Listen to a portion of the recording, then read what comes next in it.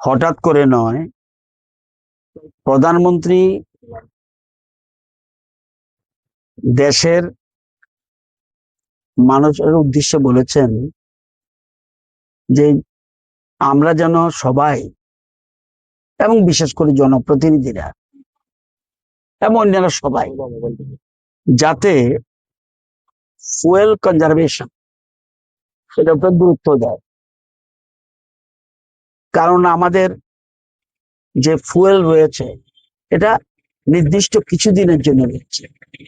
আমরা যদি সবাই এই ফুয়েল কনজারভেশনের দিকে নজর দেই, একদিকে যেমন আমাদের ফুয়েল কনজারভেশন হবে, অপরদিকে আমাদের পরিবেশ ঠিক থাকবে। এই ডাকে যেন সবাই সাড়া দেয়।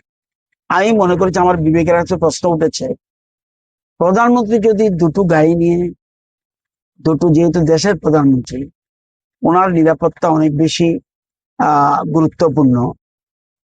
তো আমি কালকেই সিদ্ধান্ত নিয়েছি যে আমার যে দুইটা এসকর্ট আছে, সেই এসকর্টটা ডিজিপির উদ্দেশ্যে চিঠি দিয়ে বলেছি আমার দুইটা এসকর্টে যেন তুলে নেওয়া হয় আজকে থেকে। কালকে রাত্রে চিঠি দিয়ে দিয়েছি, যদিও উনি বলেছেন না স্যার একটা রাখুন। আমি বলছি না, দুটেই উঠিয়ে নিন, পরেরটা পরে দেখা যাবে। এবং সকালে আমি আগরতলা এবং আশপাশ এলাকা বাইসাইকেলে আমার কাজগুলি সেরে ফেলেছি। তো বাইসাইকেল কমপ্লিট করার মানে আমার যে কাজগুলি খুব বেশি দূরে নয়, অথচ আমি বাইসাইকেলে কাজটা সারতে পারবো, সেই জন্য বাইসাইকেলে কাজটা সেরে নিয়েছি। এরপরে আমি ভাবলাম এখন অফিসে আসবো, তো অফিসে আসার জন্য সেজন্য ইলেকট্রিক অটো খোঁজ করেছি এবং ইলেকট্রিক অটো নিয়ে এখনই খাওয়া দাওয়া করে, সকালবেলা অন্যান্য প্রোগ্রাম সেরে খাওয়া দাওয়া সেরে ইলেকট্রিক অটোর মাধ্যমে আমরা সেখানে আজকে অফিসে এখন আমি আমাদের সেক্রেটারিয়েট বিল্ডিং এর দিকে যাচ্ছি। আমি হিসাব করে দেখেছি যে আমার যে গাড়িটা ব্যবহার করি, এটা যতটুকু কম ব্যবহার করা যায়, ব্যবহার করব না কখনো এরকম কথা বলছি না, যতটুকু কম ব্যবহার করা যায় ততটুকু আমাদের ফুয়েল কনজারভেশনটা বেঁচে যাবে। আমি একটা হিসাব করে দেখেছি, যদি লং জার্নি না হয়, শুধুমাত্র আশপাশ শহরতলি, মোহনপুর বা জিরানিয়া, বিশালগড় এইসব জায়গার মধ্যে যদি আমি প্রত্যেকদিন প্রোগ্রাম থাকে, তাহলে আমার টোটাল খরচ হবে শুধু আমার গাড়িটার জন্য, যেটা আমি নিজে ব্যবহার করি, এটার জন্য প্রায় 40 থেকে 50 হাজার টাকা ফুয়েল কস্ট মাসে।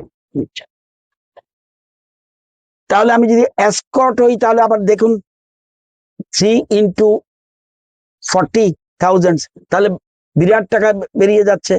একদিকে পয়সা সেভ হচ্ছে, 2 নম্বর ফুয়েল কনজারভেশনটা হচ্ছে। আমি গাড়ি ইউজ করলাম না, তাহলে আমার এগুলো লাগতো, তাহলে আমাদের দেশের জন্য যে ফুয়েল দরকার সেটা আমার অনেকটা লাঘব করতে পারলাম। হ্যাঁ, এখন যদি বিলুনিয়া যেতে হয় তখন অটো নিয়ে নাও সম্ভব হতে পারে, সেই ক্ষেত্রে আমার অন্যরকম ব্যবস্থা করতে হবে। তাও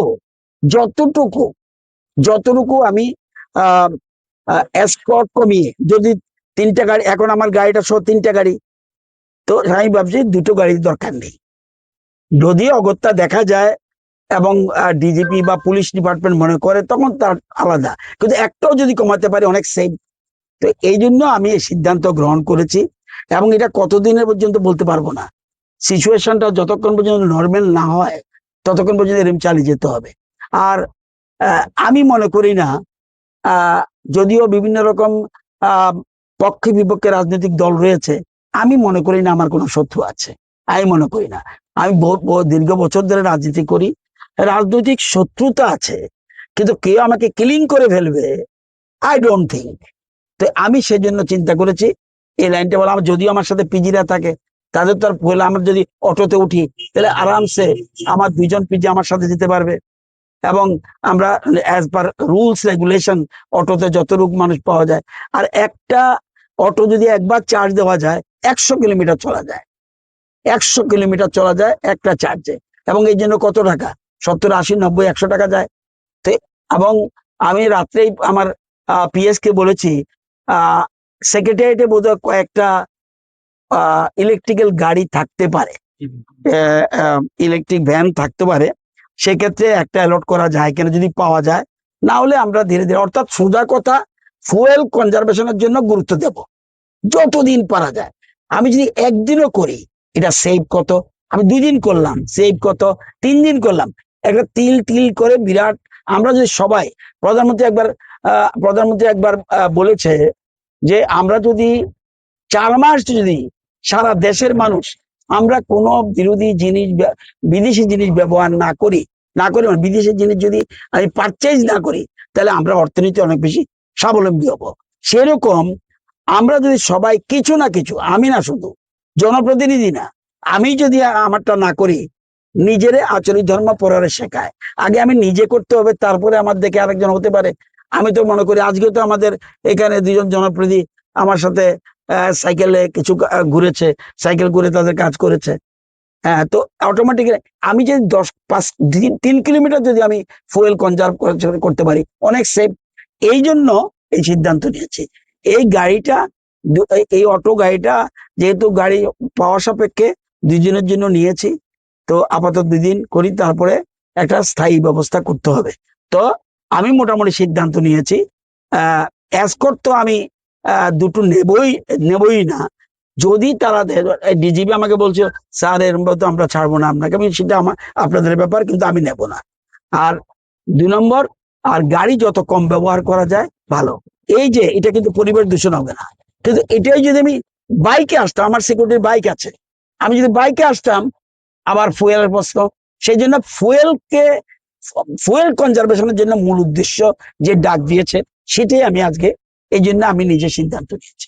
আপনার এই সিদ্ধান্ত সঙ্গে সঙ্গে বিরোধী যারা রয়েছে বা আপনার দলের যারা আরো মন্ত্রী রয়েছে বা নেতারা রয়েছে তাদের কি বলবেন? না, আমি আমারটা বলবো। এটা প্রধানমন্ত্রীও কাউকে কিন্তু ডাইরেক্ট বলেনি তুমি ছেড়ে দাও, তুমি ছেড়ে দাও।